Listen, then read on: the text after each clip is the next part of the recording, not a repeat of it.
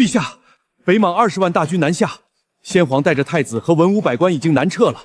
走之前还把皇位传给陛下，还请陛下速速更衣，主持大局。3天前，我传承了大燕王朝不受宠的7皇子。来人，林默窥视长嫂，目无尊长，秽乱宫闱，将他打入大牢，以正纲纪。父皇，我再也不敢了。陛下，7天后北莽就要兵临城下了，求陛下拿个主意。还剩7天就亡国了，这皇帝当的和等死有什么区别？玉京城还有多少人马？不足3000。就这么点儿？这还打个蛋，这也要跑了？陛下万万不可呀！检测到宿主面临存亡危机，天命人皇系统已激活。童子，你终于来了。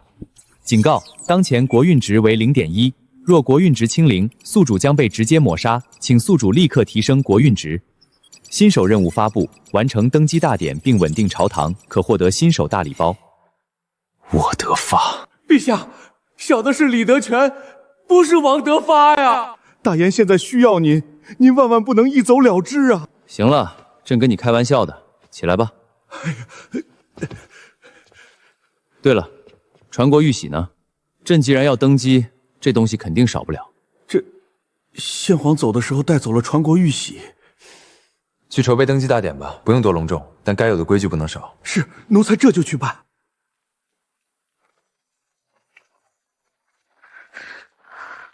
这都要亡国了，还办什么登基大典？别瞎说，听说这新皇是个纨绔子弟，要是被他听见就完蛋了。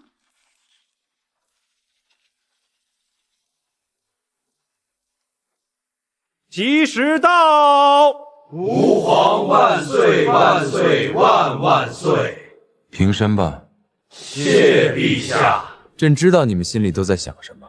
你们觉得北莽20万铁马7天后就兵临城下，大燕要亡国了，朕这个皇帝就是个顶包的，活不了几天了。你们想错了，朕既然接了这个皇位，就不会让大燕亡在朕的手里。只要有朕在，这大燕的江山就塌不了。陛下圣明，天佑大燕。检测到群臣初步归心，国运+5，恭喜宿主获得新手大礼包，奖励3000玄甲铁骑、粮草10万担、精铁铠甲3000副、横刀3000把、劲弩3000张。当前国运5.1。有了这些，守住玉京的底气也多了一分。朕今日登基，第一道圣旨：原宰相之女苏氏清寒，温婉贤淑，才貌双全，深得朕心，特册封为皇后，入主坤宁宫。陛下，万万不可啊！苏姑娘是太子殿下的未婚妻，是您的皇嫂。您刚登基就下这样的旨意，与理不合，会遭天下人唾骂，动摇国本的。请陛下收回成命，万万不可行此昏庸之事。动摇国本，北莽人7天后就要打进来了，你们不想着怎么退敌，反倒来管朕娶谁当皇后。况且，你刚刚都说是未婚妻，都没成亲，算哪门子皇嫂？陛下，这不是一回事。您是大燕的皇帝，一言一行都关乎皇家体面，您这样会被史官钉在耻辱柱上的。庆安帝带着宗室百官搬空国库跑路，就有体面了？朕娶一个被丈夫抛弃的女子，给她一个名分，怎么就不体面了？苏清寒，朕刚才的话你也听见了，你可愿意？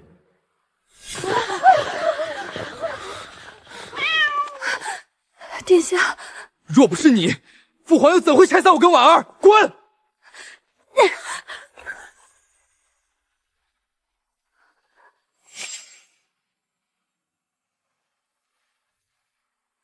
臣妾愿意，谢陛下隆恩。从今天起，你就是朕的皇后了。有朕在，没人再敢欺负你。李德全，把坤宁宫收拾出来，让皇后娘娘入住。另外，今晚的洞房准备妥当，不得有误。是。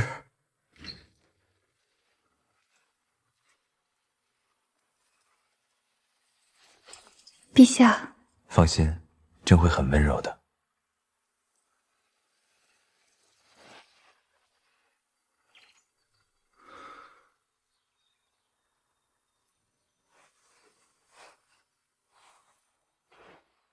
陛下，醒了，昨晚睡得怎么样？陛下，该上早朝了。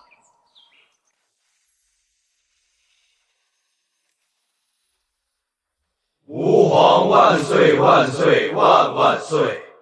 平身。谢陛下。张伟，臣在。国库现在有多少粮草？多少白银？回陛下，先皇南下的时候带走了国库90%的白银和粮草，现在国库里只剩下白银9720两，粮草870担，不足3日之用了。刘成，臣在。军械库里还有多少铠甲、武器、弓弩？回陛下，先皇带走了大部分精良的军械，现在军械库里只剩下不到500副破旧的铠甲，还有一些生锈的刀枪，弓弩不到100张，箭矢也所剩无几了。是吗？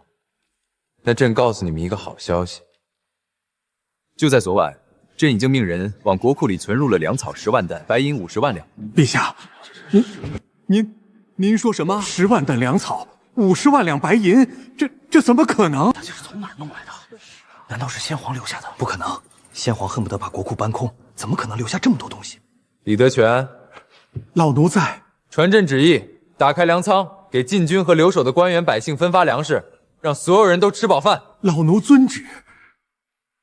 李崇，臣在。朕问你，现在禁军还有多少能战的士兵？回陛下，满打满算只有2873人，而且大多是老弱病残，年轻力壮的都被先皇带走了。朕给你调了3000玄甲铁骑，都是身经百战的精锐，现在就在城外禁军大营。你现在就去接手，从今天起，这3000玄甲铁骑归你统领，驻守京城，负责城防。另外，军械库里，朕已经让人存入了3000副精铁铠甲、3000把横刀、3000把强弩，还有10万支箭矢，你一并领走，给禁军全部换上。陛下，您说的是真的？3000玄甲铁骑，还有全新的军械？朕骗你做什么？朕的旨意已经下达到大营了，你现在就去。要是晚了出了什么岔子，朕拿你试问。臣遵旨，臣这就去。陛下，臣之前有眼无珠，错怪了陛下，请陛下恕罪。陛下有此雄才大略，我大言有救了。臣等有罪，大言忠心有望。检测到朝臣守城信心大增，国运加10，奖励大宗师修为，名臣召唤卡1张。当前国运15.1。我去，大宗师！这个世界的武道修为分为3流、2流、1流宗师、大宗师，而整个大炎王朝大宗师不超过5个人。现在就算是单打独斗，我也有了自保之力。军心民心已经稳住了一半，接下来就是要解决人的问题了。系统使用名臣召唤卡。陛下，有位叫于谦的先生在殿外求见，说是奉陛下旨意而来。快，宣他进来。是。当年瓦剌大军兵临城下，明朝精锐尽丧，就是于谦力挽狂澜，保住了大明的江山，这把稳了。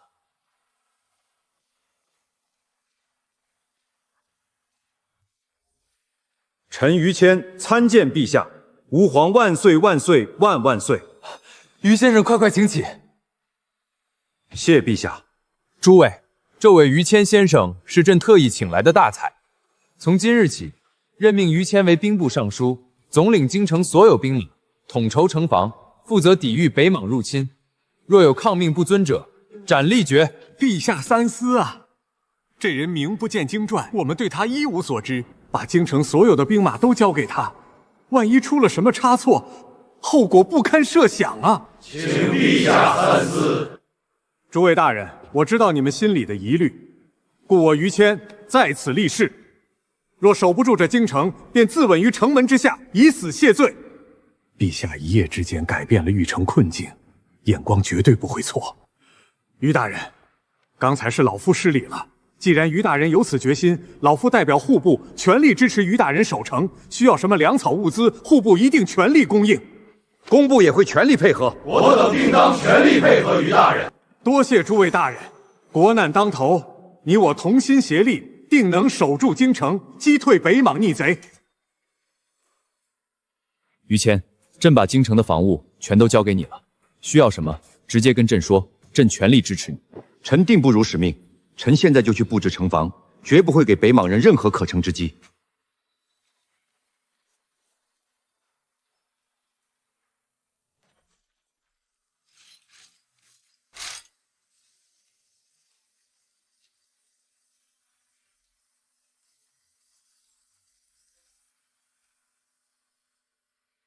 将军，城中粮草见持不多，百姓惶惶。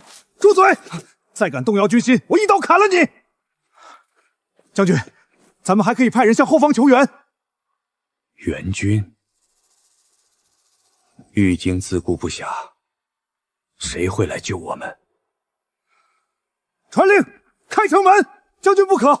末将愿率3000死士出城死战，哪怕杀一个够本。我并非是怕死，我是怕若我拼死抵抗，反而会激发左贤王的杀心。若他当真屠城，那我才是千古罪人。罪臣孙承宗，愿率燕城全城军民归顺天兵，祈左贤王饶了全城百姓。左贤王万岁！北莽出征，寸草不生。将军可真是识时务的俊杰！传令，大军稍作休整，继续南下。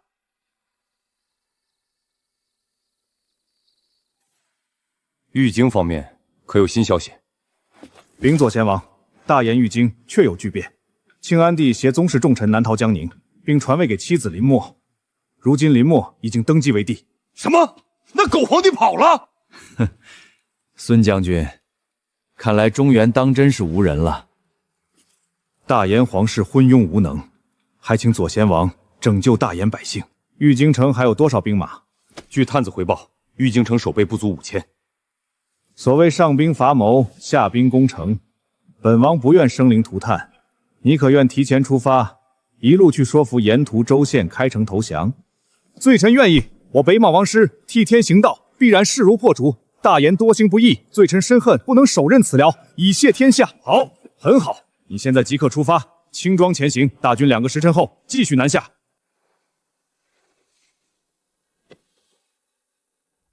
城墙有多少处破损？哪些地段最薄弱？回大人，下官这就去查。不必查了，时间不够。你把兵部留存的档案能找到多少就搬多少过来。兵籍册、军械册、城防图历年修缮记录有多少拿多少。是。另外把这些年所有和北莽交战的记录都找出来，输的、赢的、大的、小的全部找出来。大人，下官多嘴问一句，您翻这些旧档是为了？我要知道北莽人是怎么赢的。下官明白了。今天这种情况，我不想看到第2次。是。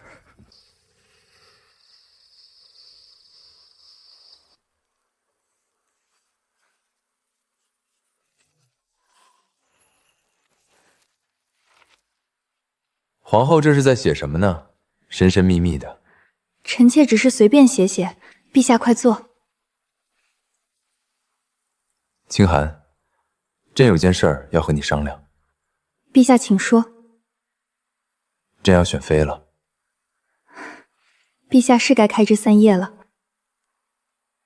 臣妾其实已经拟了一份。得妻如此，死又何妨？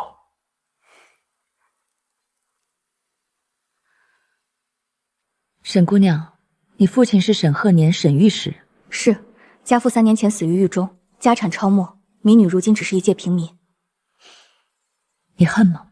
恨过，后来发现恨没用，就不恨了。春兰，带这位姑娘去偏殿歇息。是。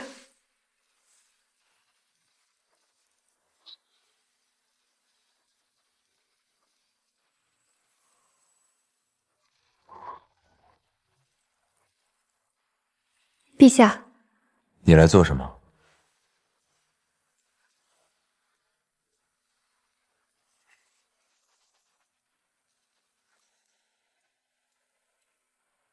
什么意思？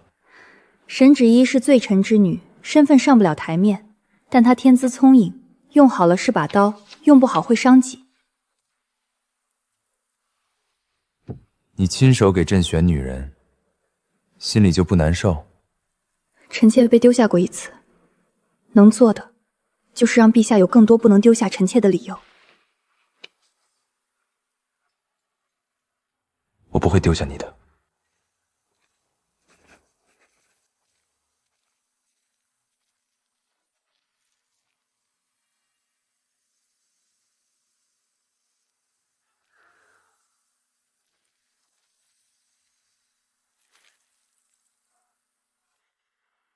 北门是谁负责巡查的？回大人，北门是禁军左营负责，轮值的队长叫刘大彪。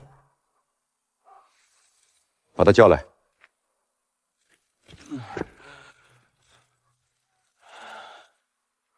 大早上就喝酒？不是的，大人，我们是从昨晚开始喝的酒，喝了一宿。北门城墙这一段，墙体受潮，夯土虚软。你巡查的时候报过没有？回大人，那段墙一直是那样的，下雨就湿，天晴就干，10几年了也没塌。李统领知道他的兵是这样的吗？李统领之前掌管的是禁军，左营是王将军麾下，这军风最开始就是王将军传下来的。这一整段里面的夯土都要重新填，这要是一块石头砸上来，不是砸出一个坑，是整面墙从里面往外塌。是。至于他跟那些喝酒的，带下去每人领20军棍，轮流执行，让王将军在旁边陪着一起挨军棍，直到所有人打完为止。王将军会被打死的，他早就该死了。传令下去，给我卯足了劲儿打，谁要是敢放水，让他和王将军一起受罚。是。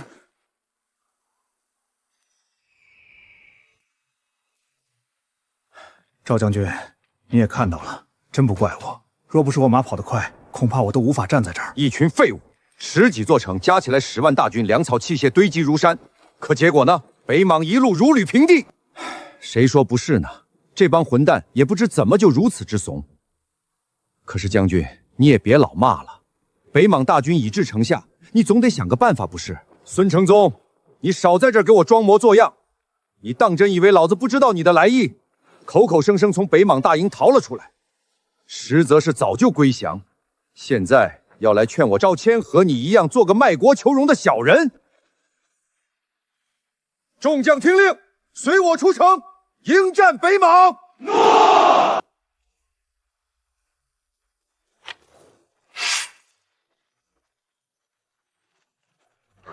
北莽狗贼，谁敢与老子一战？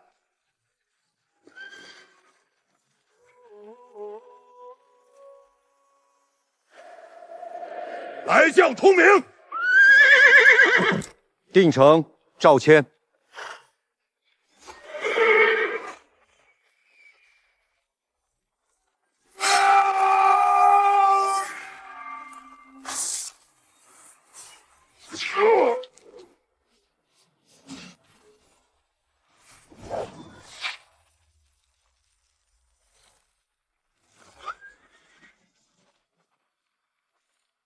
还有谁？将军威武！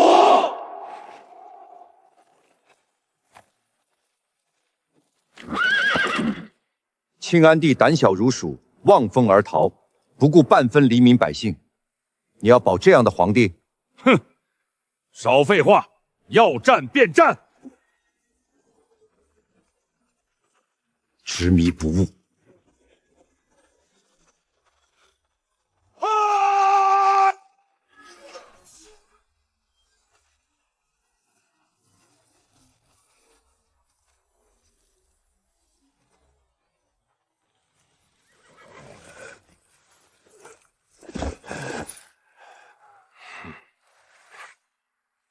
我大言的男人，宁可断头，绝不屈膝。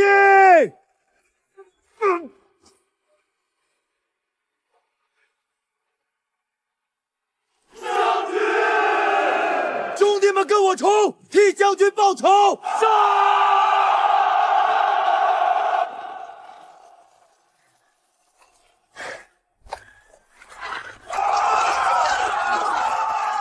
若大燕军都如你这般，我北莽大军又怎会胜得如此轻松？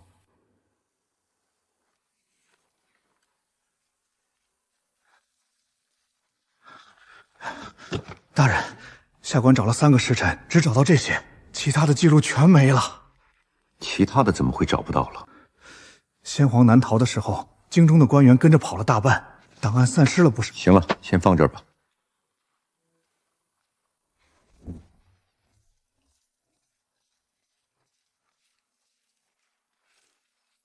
于大人，末将奉命前来。李将军来得正好，坐。今日唤你来，主要为了2件事。大人请讲。第一件，征兵。你手下现在能用的兵力，满打满算不到6000，3000玄甲铁骑虽是精锐，但对上北莽20万大军，依然希望渺茫。能多征1个兵，就多1份希望。于大人，不是末将推诿，征兵告示，末将已经让人拟好了。但说实话，以玉京城现在的局面，让他们把命交出来当兵，没人愿意来，那就增加军饷。另外，应征者家人免徭役赋税1年。这条件倒是不差，但户部那边，张维大人能答应？户部那边我去说，守不住城，国库里的粮草白银全是北莽的，张维会算这笔账的。末将明白。那第2件事呢？你带着玄甲铁骑，把京城方圆50里之内的地形全部摸清楚，哪里有山，哪里有水，哪里的林子能藏兵，哪里的隘口能设伏，把这些全部画成图册，3日后交给我。遵命。凡应章者，月饷翻倍，家眷免徭役赋税1年。北莽人打进来，命都没了，免赋税有什么用？就是，先皇跑的时候可没带上咱们，现在让咱们卖命，凭什么？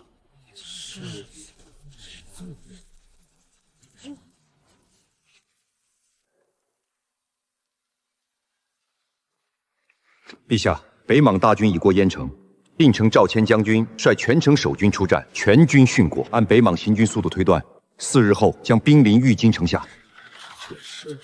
鄢城降了，定城破了，那沿途的州县已有3座城池不战而降。北莽20万大军，玉京才多少兵马？完了，大燕彻底完了。要不我们降了吧？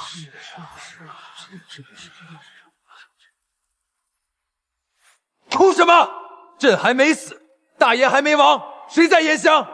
力斩不赦！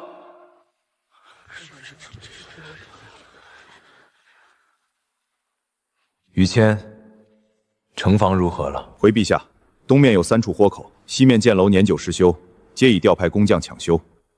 弩阵布防位置按陛下昨夜图纸划定，共计12处暗卫，设位可覆盖护城河外200步。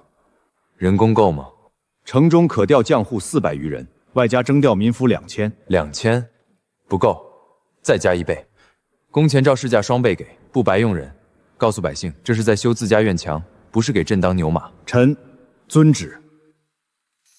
粮草方面，先前补充的底子还在，若按每人每日1斤米、半斤杂粮计，可支3月。那不就行了？城在修，兵在练，粮够吃，你们在慌什么？可是陛下，6000对20万，这3天前，你觉得玉京能撑几天？3日，不，2日。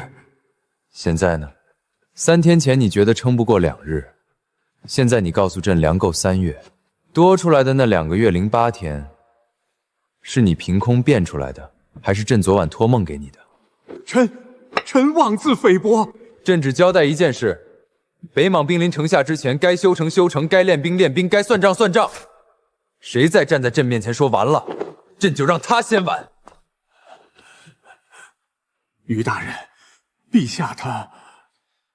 陛下的意思很明白，慌没用，干活才有用。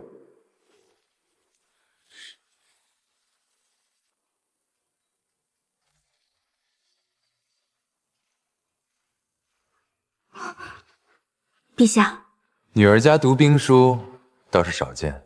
臣妾也只不过是好奇，偶尔看看，让陛下见笑了。哦，那你倒是说说，你都看出了什么？北莽20万大军一路南下，势如破竹，所有人都觉得他们强，但民女反而觉得北莽人走得太快了。走得快不好吗？走得快，身后的路就长，路长了，粮草送的就慢。左贤王不会不知道这个道理，可他依然走得这么快。所以呢？所以民女觉得北莽内部出了问题，要么是后方催得紧，要么他们比我们更拖不起。你倒是敢想。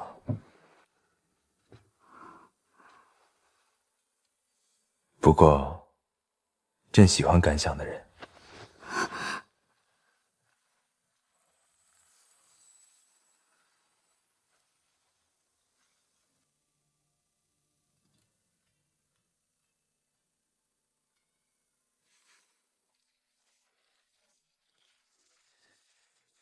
于大人，你来了，弟兄图册画的如何了？已画出大半，明日可全部完成。末将亲自带人跑的，每一处隘口都亲自看过。征兵的事进展如何？告示贴出去2天，来应征的不到50人。先皇弃城而逃，伤的是民心，民心伤了，不是加几两银子就能补回来的。那怎么办？照这个速度，到北莽兵临城下，末将也征不满1000人。你先退下吧，明天我亲自去看看。是。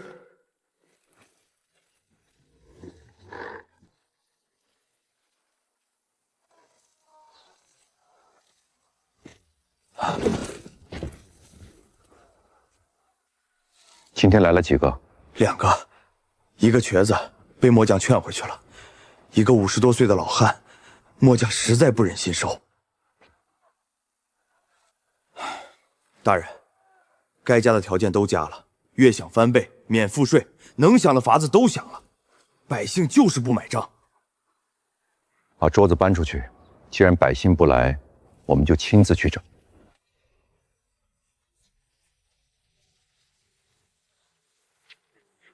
本官乃兵部尚书于谦，今天站在这里，不是来发告示的，是来跟你们说几句话。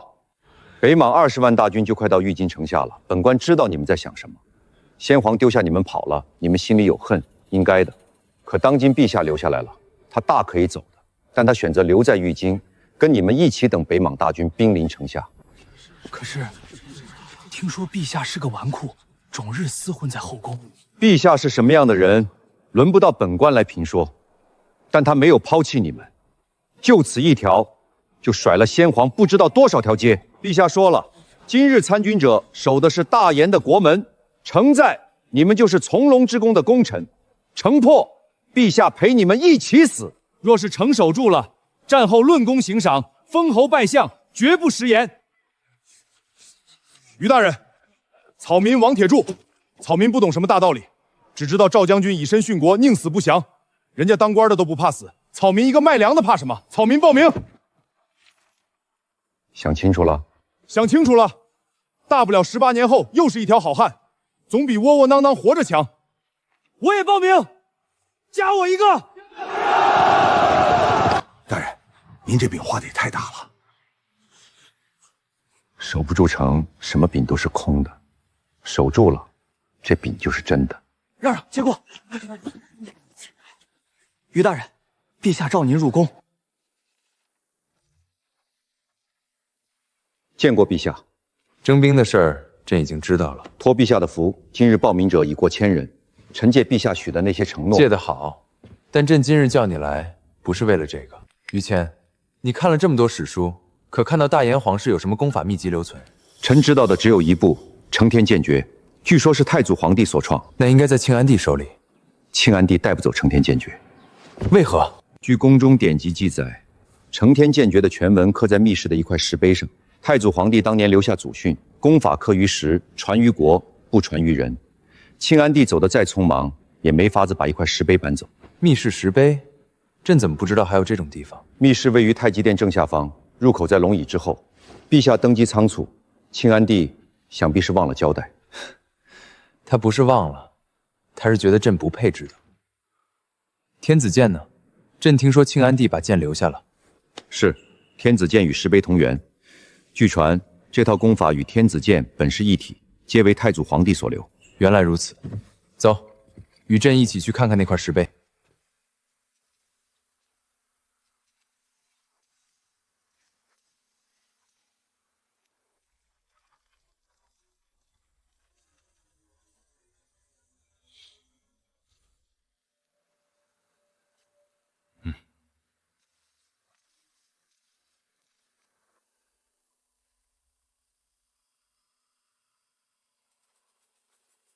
陛下，石碑上的内容，臣不敢多看，臣在外面候着。去吧。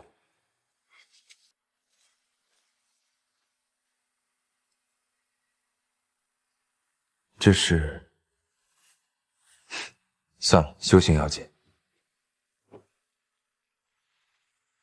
恭喜宿主习得承天剑诀，新增剑法承天九剑。承天九剑，朕倒要看看北莽有没有人能接住一剑。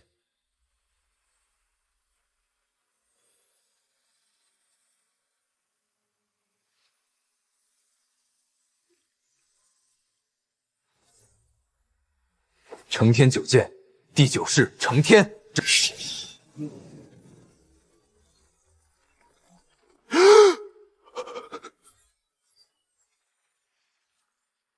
普通兵器果然撑不住。陛下神武，我大燕国有救了。让人把墙补上。朕试剑的事，不要外传。臣遵旨。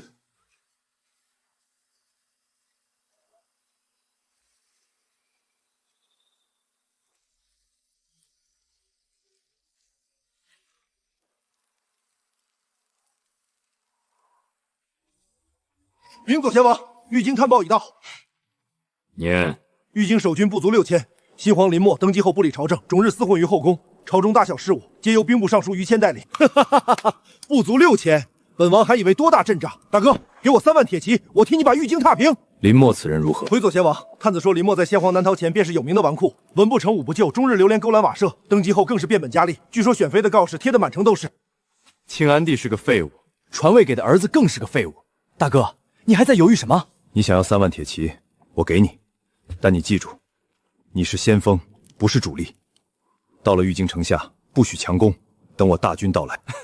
大哥多虑了，区区6000，等我到了玉京城下，那林默怕是吓得开城投降都来不及。记住我的话。记住了。大哥，你真放心让二哥去？传令下去，大军休整1日，后日拔营。三妹，等哥回来，给你带玉京城里最好的胭脂。二哥，大哥说的话，你最好记住。行了行了，知道了。先锋营出发！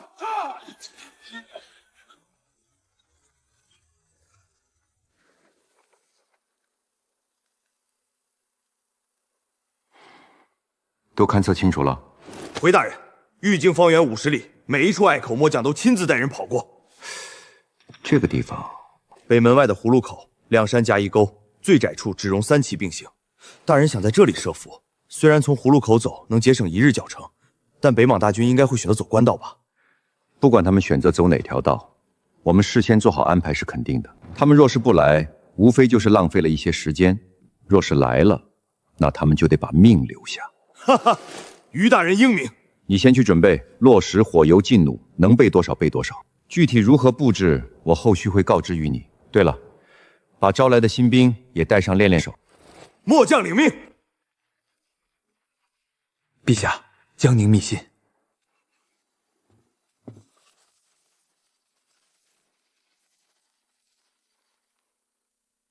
林默，你这个畜生！清寒是锦儿的未婚妻，是你的皇嫂。你登基不过1天就纳她为后，还与她彻夜，你将皇家颜面置于何在？你将朕置于何在？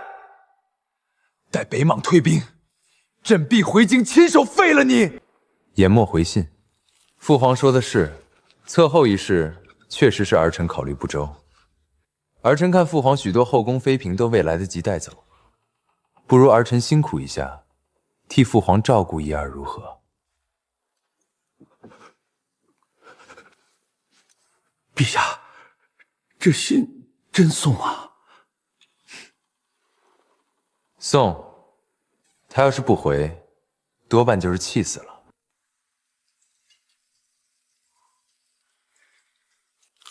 玉京还有多远？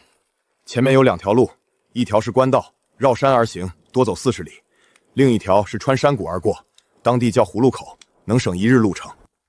那就走葫芦口。二哥，葫芦口地形你也敢走？少走40里，你知道这意味着什么吗？意味着我就多1日攻城时间。等我攻下玉京，我就能向傅寒证明不比大哥差。没有人说你不如大哥。不需要人说，我自己有眼睛，我看得见。这些年什么都是大哥的，领兵的是他，傅寒嘴里夸的也是他。我呢？我拓跋烈哪一点不如他？二哥，就为了抢在大哥前面拿下玉京，冒这个险，值得吗？值得。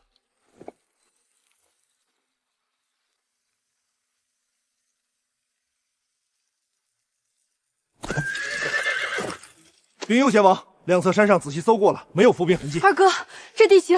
三妹，你知道大哥为什么用兵从不吃亏吗？因为他从来不打没把握的仗。换句话说，他从来不敢赌。今日我就赌一把，赌赢了，玉京城就是我的；赌输了，大不了把命留在这儿。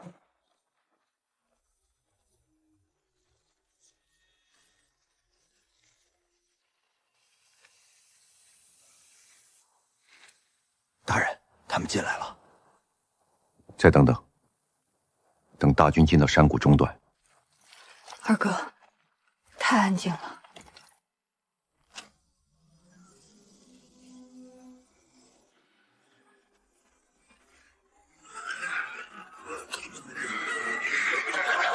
有埋伏，大家不要乱，整队往前冲出谷口。二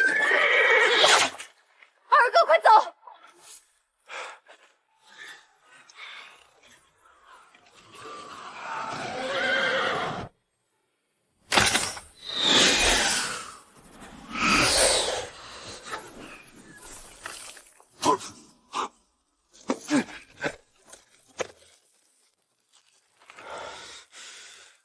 就差一点儿。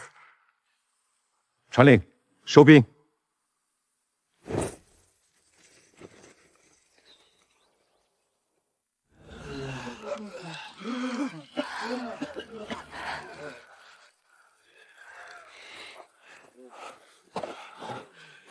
禀右贤王，清点过了，折了近1万人，伤者2000余。看你怎么向大哥交代！传令，大军休整1日，明日攻城。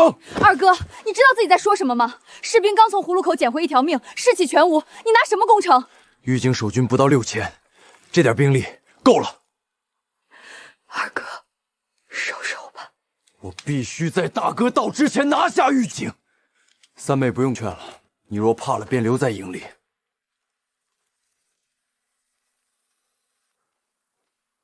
葫芦口伏击大捷，北莽3万先锋入谷，我军以落石火油攻之，斩敌近万，伤者不计，我军无1人伤亡。新兵表现如何？回来路上吐了一路，吐完了又开始骂北莽人。臣看过了，眼神跟出城时不一样了。拓跋烈呢？率残部退守30里外扎营，另外按脚程推算，拓跋宏众军2日后到达玉京城。把战报贴满全城，朕要让全城百姓都知道，北莽不是铁打的，也会死，也会败。臣明白。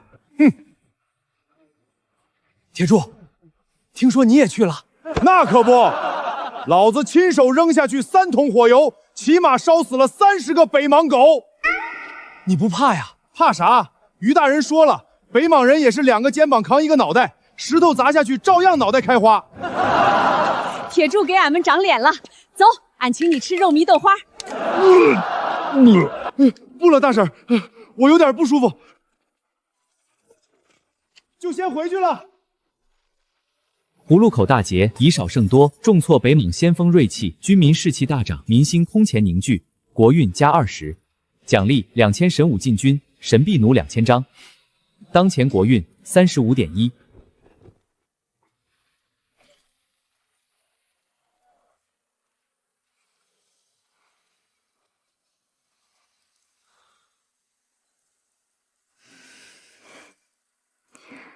臣妾听说了，葫芦口大捷。陛下不高兴？高兴，但拓跋宏的大军还没到，真正难打的仗在后面。我们一定可以平安度过去的。你怕吗？有陛下在身边陪着，臣妾什么都不怕。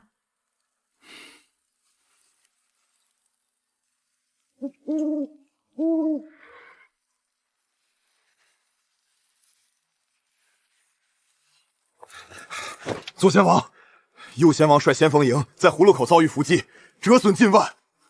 拓跋烈呢？右贤王无恙，已退守30里外扎营。左贤王，先锋营吃了这么大的亏，末将愿带兵连夜驰援。援什么？他在草原上横冲直撞惯了，让他栽个跟头也好。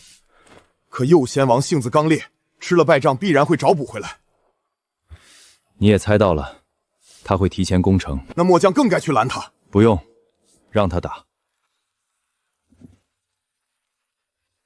他攻不下来，才会死心塌地跟着我打。让林默给本王滚出来！怎么，你们皇帝还在女人被窝里呢？本王大老远从草原跑来，连个面都不敢见。林默，本王知道你在。本王听说你选妃的告示贴的满城都是，怎么着？选妃有胆子，打仗没胆子了？这狗日的嘴真臭！林默，你敢不敢下来跟本王单挑？你赢了，本王二话不说拔营走人；你要是输了，就把城门打开，本王不为难城中百姓。你若是不敢接，就早点滚回后宫吃奶去吧！陛下，末将愿带陛下出战。陛下，让俺去。俺们也去。人家点名要朕，你们瞎凑什么热闹？陛下，擂鼓，开城门！朕要让这草原蛮子看看，我大言将士从来没有不敢战的道理。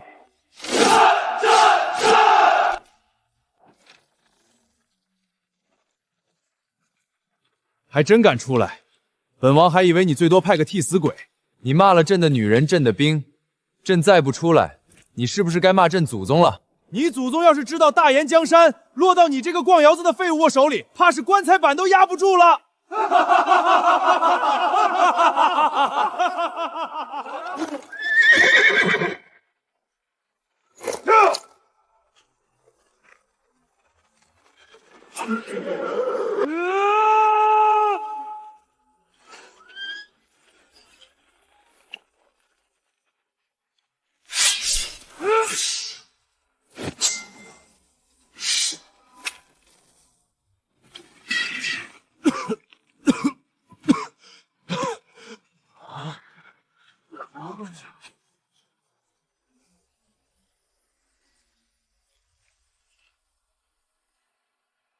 陛下万圣！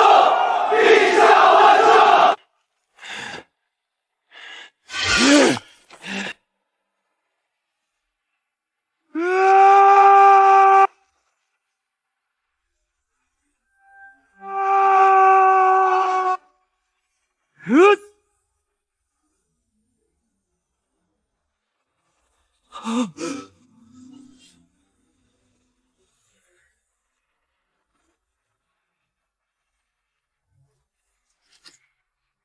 可还有人应战？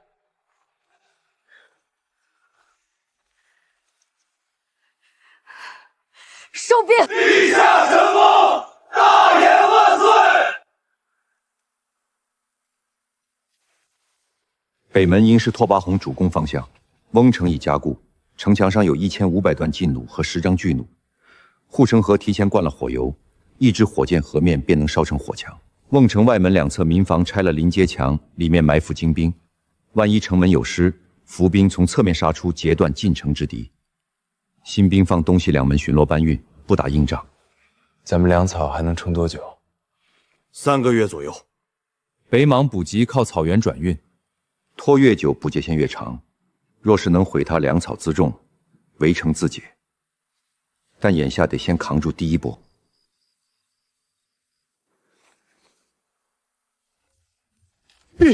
陛下，玉京急报，北莽破城了。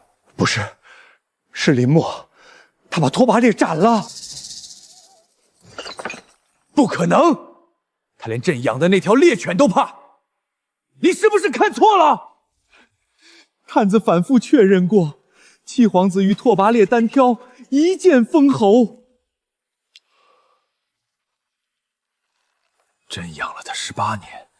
他连骑射都垫底，这才几天，居然能斩了拓跋烈！密室，他进了密室，看了成田剑诀。父皇，即便如此，他也守不住玉京。北莽还有10几万大军。闭嘴！那成田卷诀，朕修炼了数十载，如今还停留在入门阶段，没想到他已掌握到如此地步。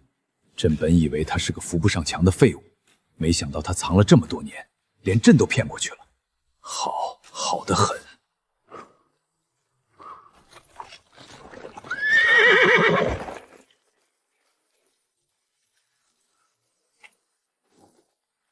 对不起，我没能拦住他。究竟是怎么回事？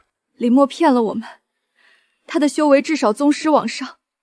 二哥与他交战数个回合，未能伤他分毫，反而被林墨轻松斩杀。好一个林墨！大哥，明日让我打头阵，我要替二哥报仇。先不着急，我们需要等一个时机。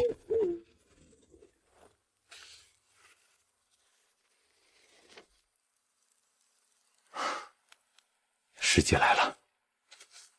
大哥，这消息……放心，消息来源绝对可靠。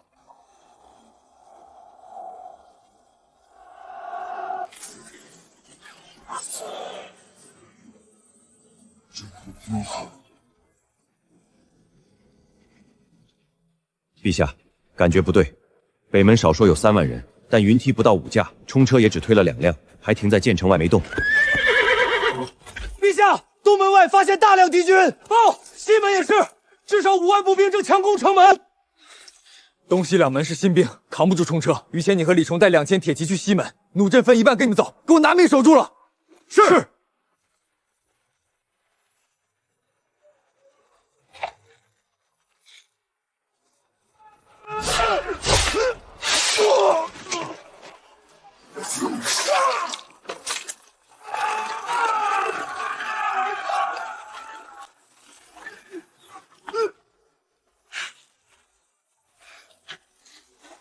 沙袋堵上去，弩手上城垛，快！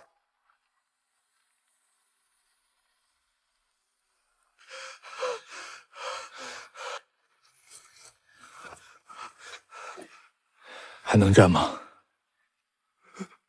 能。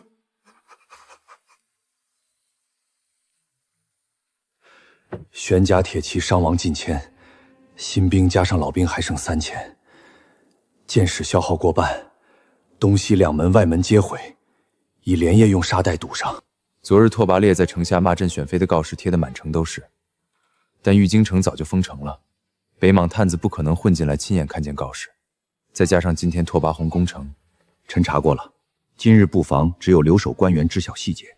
放出消息，今日伤亡惨重，兵力不够，守粮仓的500精兵全部调上城头，粮仓只留几个老卒看守，给我把他们盯紧了。臣这就去布置。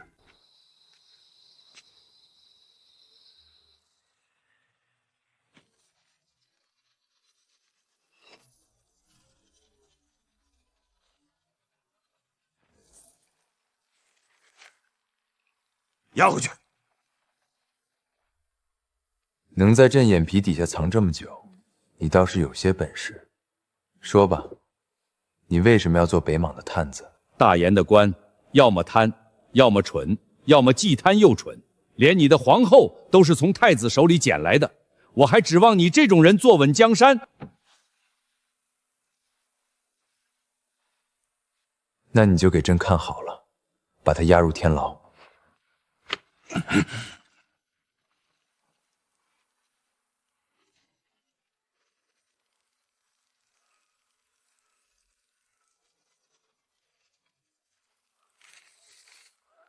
粮仓守军全调走了，只剩几个老卒。大哥，让我带兵去烧了他的粮，到时候城不攻自破。我不能再失去你了。二哥死在了我的面前，他的仇我必须报。我给你10个人，情况不对立刻撤。知道。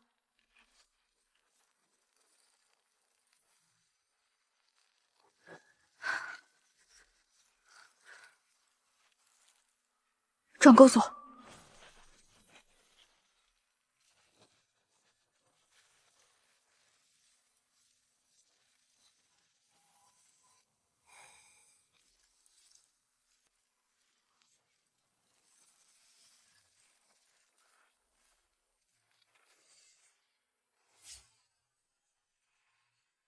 快撤！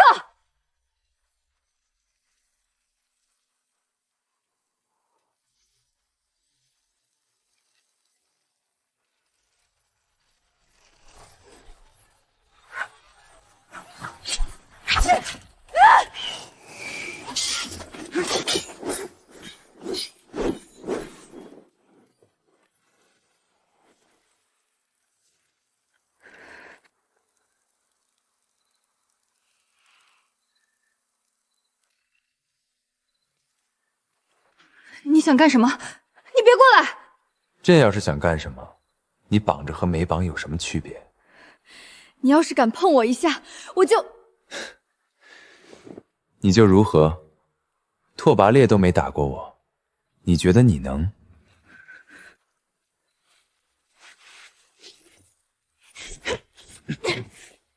都说了你打不过朕，怎么就是不信？登徒子，放开我！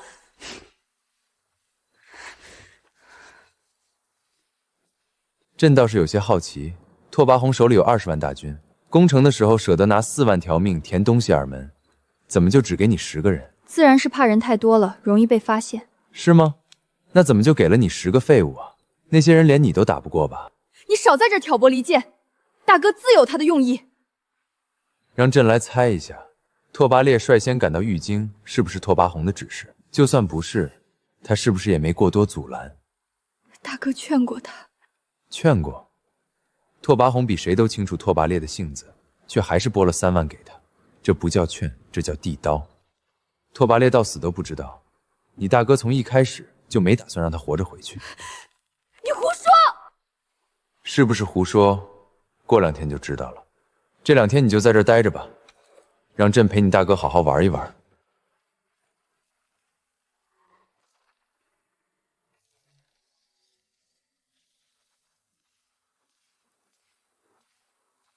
陛下，拓跋雁那边，先不管他，明日拓跋宏必然全力攻城，他不会因为一个妹妹停下脚步。陛下说的是，拓跋雁被我们擒了，消息已传回北莽大营，但以拓跋宏的性子，他不会退。妹妹没了，士气还在，他必须打一场狠的，给将士们一个交代。但他打得越狠，后方就越空虚。李崇，末将在。你带500玄甲铁骑，趁他攻城时从北门2侧密道出城，绕到他后方烧粮草。记住，不要恋战。末将明白。城防这边，东西2门外门已连夜用沙袋堵死，北门翁城也已加固，剩下2000玄甲铁骑分3路，分别驻守东西北3门。2000玄甲铁骑，东西门各1000，朕带着500精兵和剩下将领镇守北门。是。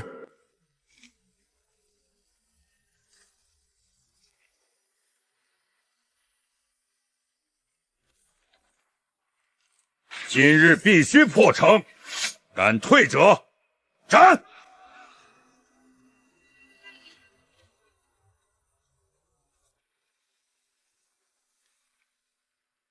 弩阵准备，放近了再打。军队，依托程度不得冒头。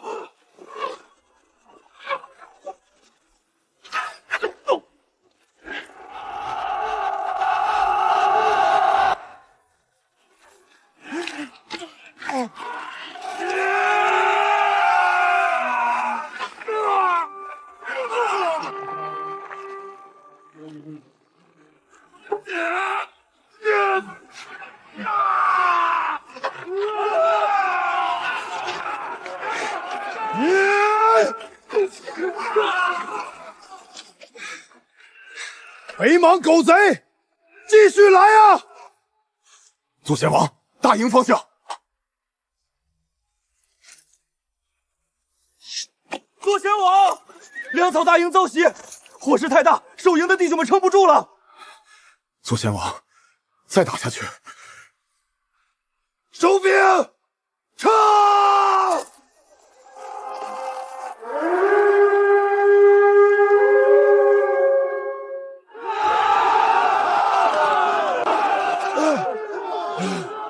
退了，他娘的退了！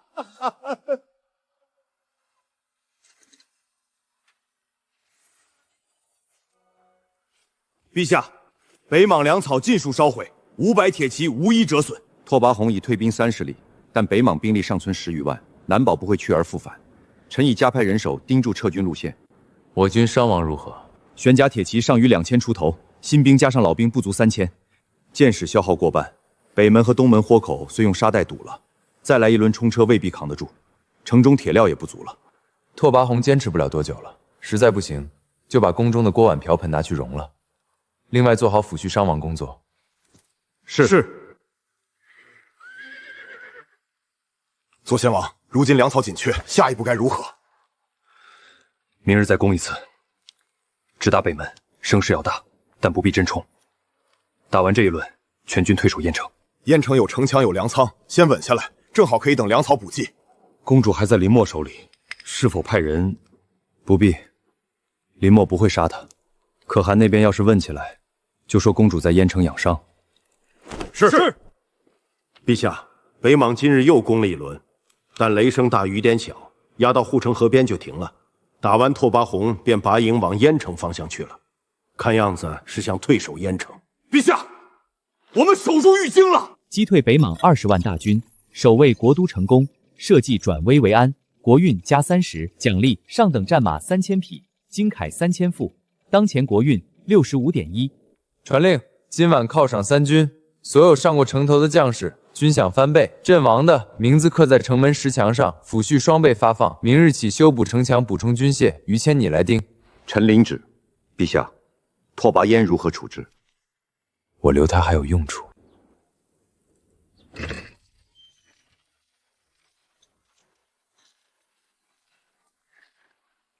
你又想干什么？今日心情好，快来和我喝一杯。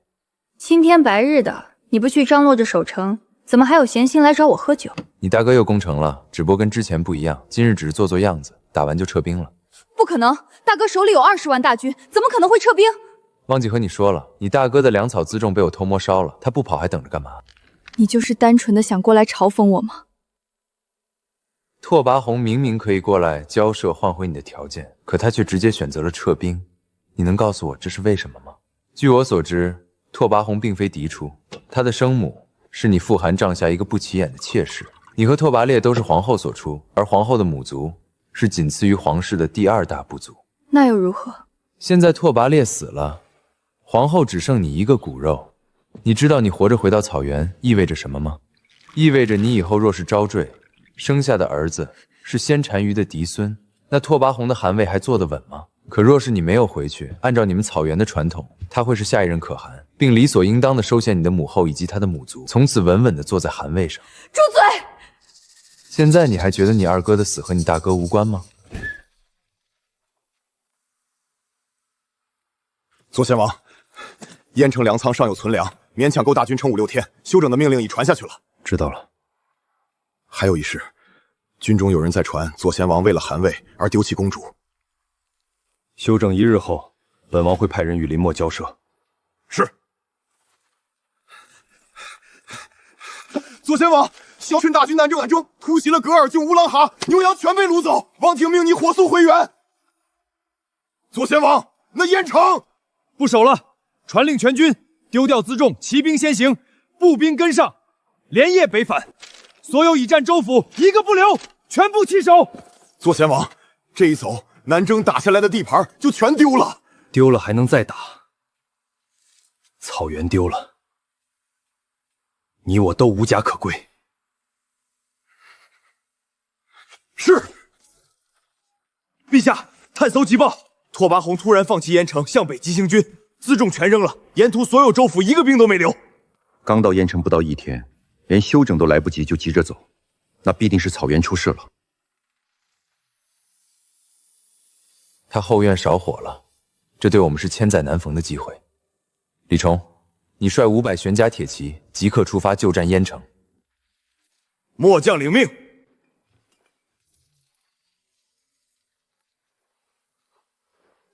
你大哥回草原了，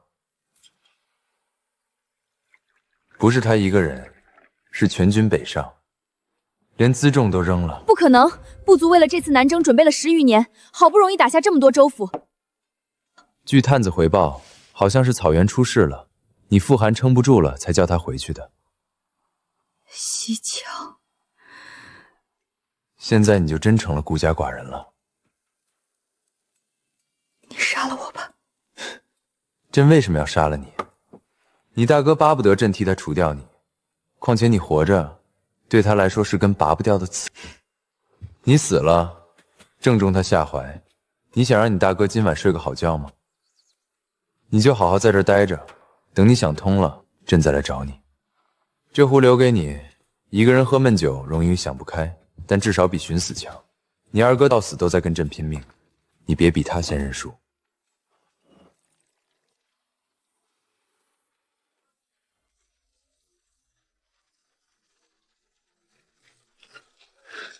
北莽人和孙承宗那个狗东西把城里的粮食都抢光了，已经没粮食给你们了，赶快滚！我们是玉京来的，不是来抢粮的。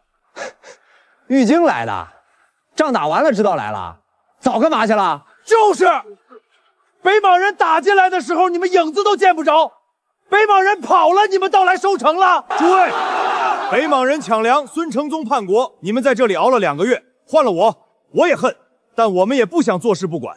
庆安帝早在北莽打来之前就跑了，只给玉京城留下3000老弱病残，我们也是好不容易才守住玉京。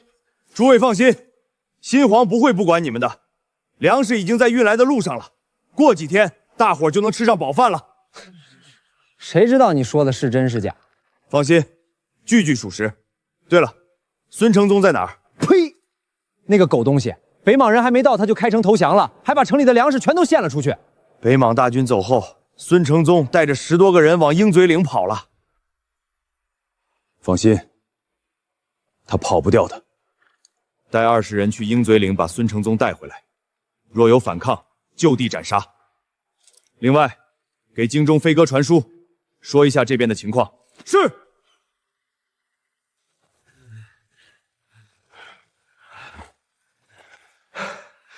老大，咱们为什么不跟着北莽大军走？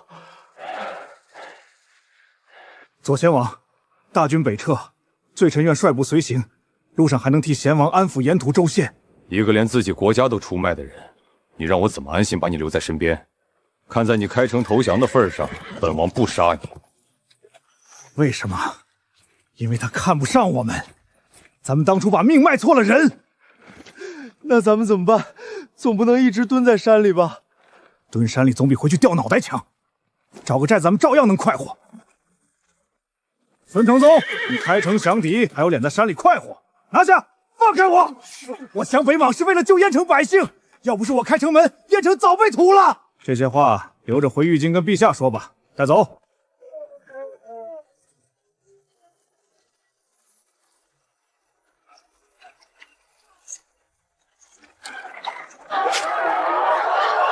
孙承宗，你还我大人！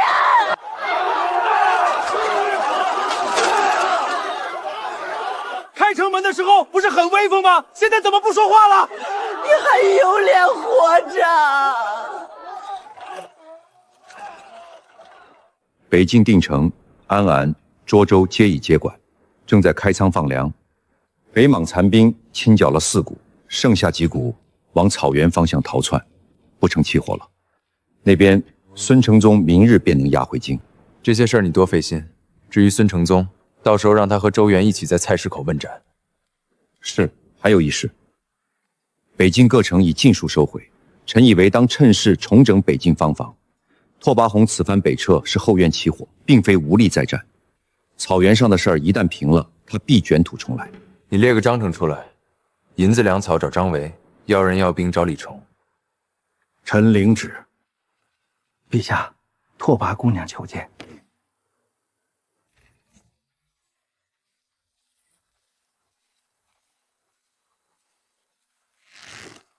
找我何事？你放我回去，我不能让二哥就这么不明不白的死了。你说回就回。再说，你是北莽公主，我留着跟北莽交易多好。我若不回去，等我大哥击退西昌后，必定会成为继位可汗。你留着我也交易不了什么。我大哥巴不得我死，放我回去，我能让你少打一场仗。说来听听。我若是活着回到草原，把二哥的死跟母后一说，大哥的汗位就悬了。到时候我会想办法让北莽不与大燕为敌。就算你大哥当不成可汗，换一个草原上的新主子，你们该南下照样南下。不一样，大哥要南征，是因为他需要军功来提升自己的地位，压住王庭里的反对声。换一个可汗，先得收拾内部残局，3、5年内腾不出手。至于3、5年之后，以你的本事，3、5年之后还用怕我们吗？说的挺好，但朕凭什么相信你？你是北莽人，你二哥死在朕手里，况且你要如何说服北莽不与我大燕为敌？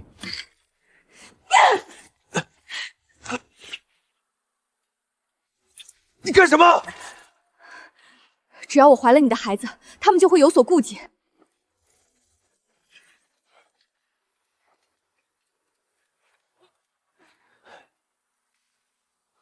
拿着，这是天子令牌，见令如见朕，沿途州县不会拦你。走了，等草原上的事儿平了，我给你写信。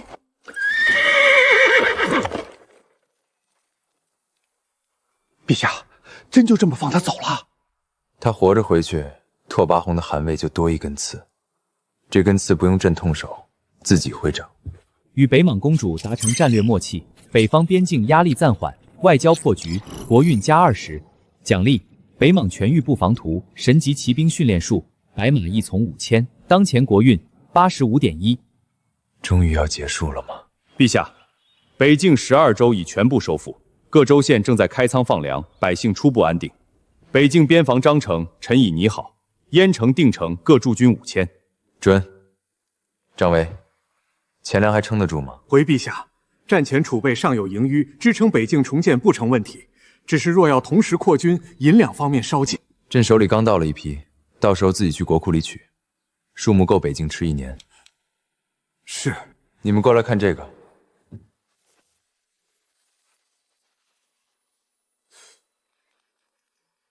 这图，北莽全境布防图。什么？此等物品，陛下从何而来？拓跋彦给的。拓跋宏此番北撤是后院起火，他回去收拾西羌用不了太久，短则半年，长则1年，还会再来。若有此图，北莽兵力虚实一目了然。下次拓跋宏再来，他还没出草原，我们就知道他要走哪条路了。李成手头多了5000骑兵，朕要他在半年之内以这批人为底子，把北境12州的骑兵架子搭起来。北莽靠的就是骑兵，下次再来，朕要骑兵对骑兵。臣明白。陛下，这5000骑兵的粮草军饷，朕刚才说了，钱财管够，你只管拨银子。臣领旨。陛下，北莽退兵，北境全收，实乃我大言之幸事。恭喜陛下！百姓都还苦着，喜什么喜？北莽退军，从即日起，北境12州免赋税3年，燕城、定城等被北莽劫掠的城池，各加免1年。陛下教训的是，臣失言。守城的将士军饷翻倍，斩首过3人的赐田10亩，终生免徭役。阵亡的抚恤3倍，名字一个不漏，全刻在北门城墙上。末将带3军将士谢陛下。陛下，玉京急报，七皇子他守住玉京了，北莽退兵了。你说什么？玉京守住了，北境12州全部收复。全部收复？他哪来的兵？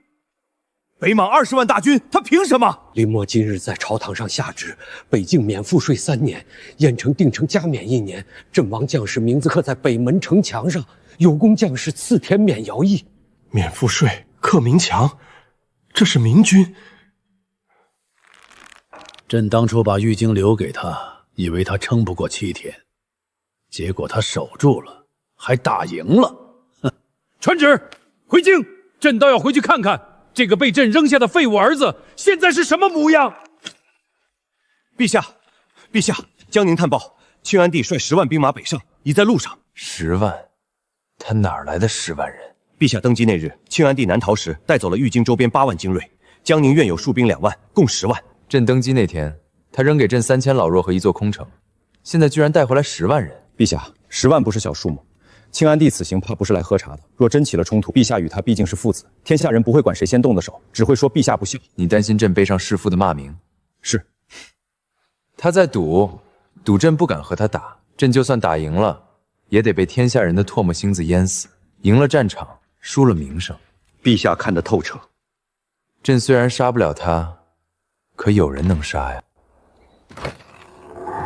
陛下，江宁探报，庆安帝10万兵马已过江州，明日便可抵达玉京。倒比朕想的快。谁统兵？江宁总兵冯元庆，副将是林锦。让你办的事怎么样了？都已办妥当。兵力方面，白马一从5000，玄甲铁骑尚余2000，守城不足，加上新兵约12000，总共不到2万。若是真的谈判失败，这2万人马也够用了。据查，庆安帝军中不少人原是玉京守军，他们的家眷还在城中，这上面是已知的家眷信息。让户部暗册送些粮肉过去，当是朕体恤他们家人不在身边。臣明白。陛下，各营已扎好，明日就能到玉京城下。知道了。还有事？陛下，末将有一事不明。北莽20万大军都折在玉京城下，咱们10万兵马，为何选在这个时候？有些事不是兵多兵少的问题，天时到了，你自然会明白。父皇，您刚才说的天时，这是朕最后一张牌，朕要让他知道，承天剑诀不是那么好练的。下去吧。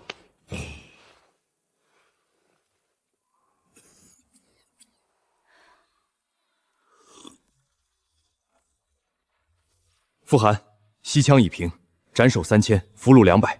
好啊，你回来就好。怎么不见烈儿和燕儿？二弟在玉京城下殉国，三妹受伤，儿臣营救未果。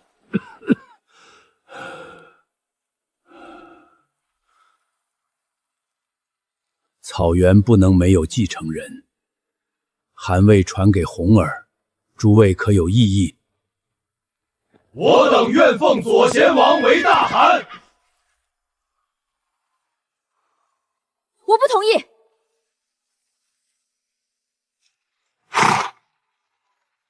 城上的人听着，太上皇驾到，还不速速开城迎驾！林牧，太上皇千里迢迢从江宁回来，你连城门都不开，是要让天下人骂你不孝吗？所谓天子守国门，君王死社稷。可朕的父皇在北邙打来的时候，你跑得比兔子都快，留下3000老弱残兵，全城百姓等死。朕养了你18年，没想到养出一条白眼狼。父皇，你养了儿臣18年不假，这18年你待我如何，咱俩都门清。再说，我大言可没有抛弃百姓的君王。儿臣也不想打，只是怕北邙下次再来时，你又扔下这满城百姓，自个儿跑路了啊！如今，朕践行天子君王之道，亲率大军打退了北邙，守住了玉京。你个逃兵懦夫，就想回来摘桃子？哈哈哈！朕从未见过如此厚颜无耻之人！放肆！林默，你真想和朕打？狗娃，娘在这儿，莫要再打了，回来吧。当家的，陛下给咱家送粮送肉，咱们活得很好。爹，孩儿想你了，孩儿想吃你做的烧饼。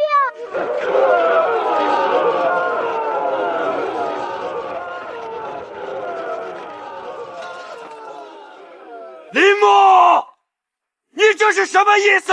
父皇，他们爹娘都在城中，你让他们攻城，让他们砍自己的家人，你下得了令，他们可下不了刀。太上皇，别打了，城里是我们的爹娘、老婆、孩子。谁再敢临阵退缩，这就是下场。放心，你们的爹娘、老婆、孩子，哼，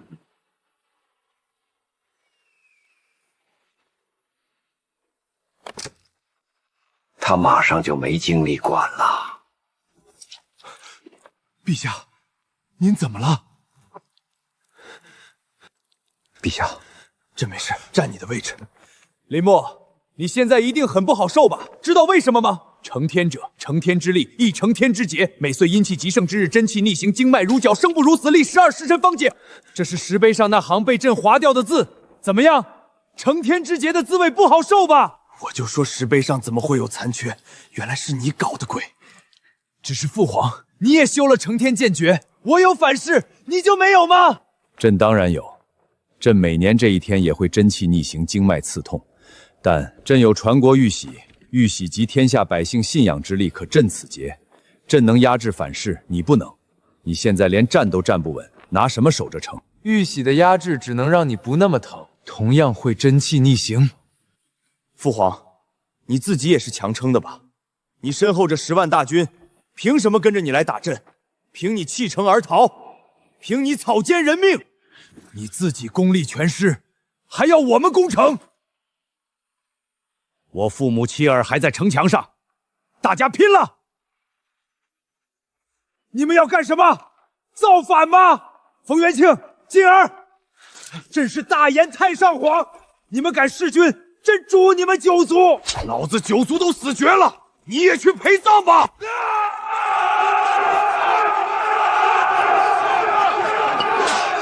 陛下，太上皇已死，冯元庆和林锦压在此，我等愿降，请陛下收留。兵部血刃化解庆安帝大军，10万将士归心，天下重归一统。国运加24.9，奖励九州山河图。九州山河图展开后，可实时俯瞰大研全境以及周边势力。大研境内所有矿脉、水源、良田人口分布，皆可在地图上精准定位。当前国运100。开城门。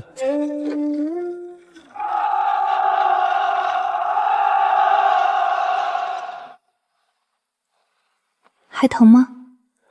好多了。陛下也真是的，明明都站不住了，还那么逞强。朕是主心骨，朕不能倒，否则这城就真的守不住了。是，陛下说的都对，赶紧喝药吧，都要凉了。陛下，北莽急报。进来。